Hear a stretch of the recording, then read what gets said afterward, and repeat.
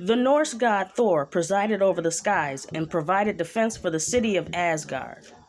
In his absence, the gods decided that a fortification should be built for its protection. A stranger came and offered his services to build the structure in less than a year, with the stipulation that he marry the beautiful goddess Freya. The gods were outraged. The task was impossible. Not only that, Freya was off limits. However, Loki came to intercede. He told Odin that the mere suggestion was preposterous. He said, "Accept the offer, and when he doesn't finish, then we'll pay him nothing. And when time is up, we can construct the rest ourselves with minimal effort."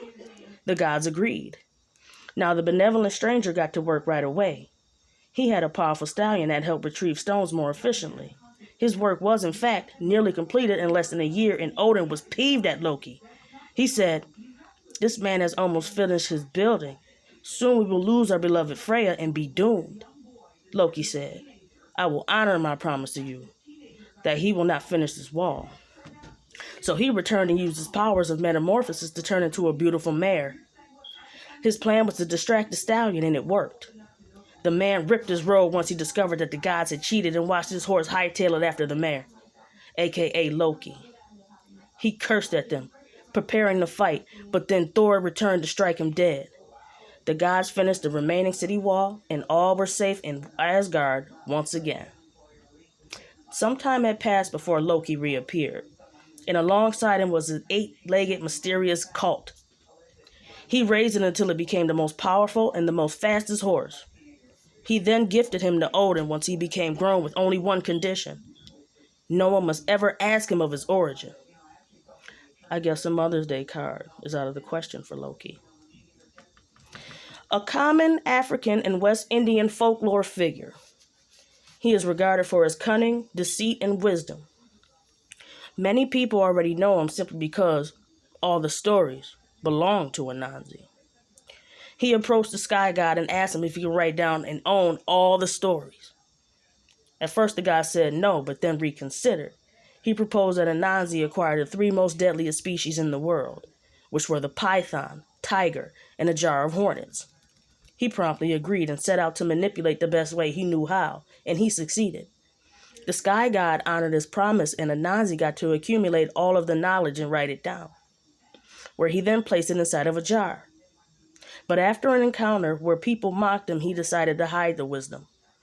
In doing so, he actually broke his jar, and so everything was available to the masses, and he was forced to live inside of a shack with no money. He had a wealthy neighbor, however, who ironically had everything, but his name was nothing. The only thing he longed for was a wife, so he and Anansi went to the next village in search of a bride. On the way over, Anansi got cold and asked to borrow his clothes in exchange for his rags. Nothing agreed. Upon meeting the ladies in the village, they seemed to gravitate towards Anansi because it looked like he had money, and nothing looked poor. However, one lady admired him and returned home with him. The ladies who went with Anansi noticed that nothing had a palace, while he lived in a shack. Nothing was married and lived happily ever after until Anansi plotted on him out of jealousy. His wife left and didn't want to go back. So Anansi commissioned a group of rats to help set up a trap that would kill nothing. They laid oil on his front steps and dumped glass shards and knives in a covered hole in his front yard. Anansi called out to him, and nothing came outside. Then he slipped and fell in the hole and died. His wife and their friends went to check on him, but it was too late, and she wept inconsolably. She ordered the house staff to collect all the yams they can bring. She baked them into tiny cakes and passed them along to people around the way.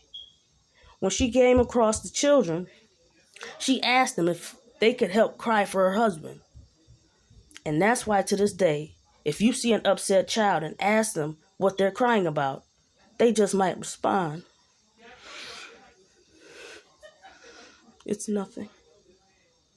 Lastly, according to those notorious Greek stories, Aphrodite, the goddess of love and beauty, was married to the god Hephaestus, but he worked for several days and nights in the forges of Mount Etna, and she became lonely. Then, once upon a time, she laid eyes on Ares covered in blood after a great battle. She offered to clean him up, and before you know it, she was in the full throes of a full-blown affair. Ares asked Electrion to guard the door to warn him of the sunrise, but Hypnos put him to sleep. Ares woke up and noticed it was daylight, so he decided to punish Electrion by turning him into a rooster. The sun told Hephaestus everything he saw, but he didn't believe him. He decided to set up a trap, barely visible net that was on the bed, just in case something happened. One night, Hephaestus announced he was leaving, and in no time, Ares appeared. While in the full throes of passion, they were suddenly captured in a veil for the gods to see. He saw his wife with his own 2 eyes and called out to Mount Olympus to witness their debauchery. While Hephaestus was manning the fires in the forges, his wife was lighting their marriage bed up with her own nephew. Scandalous hoe. Mythology is an interesting topic, not for the faint of heart, but useful across cultural spectrums for insight.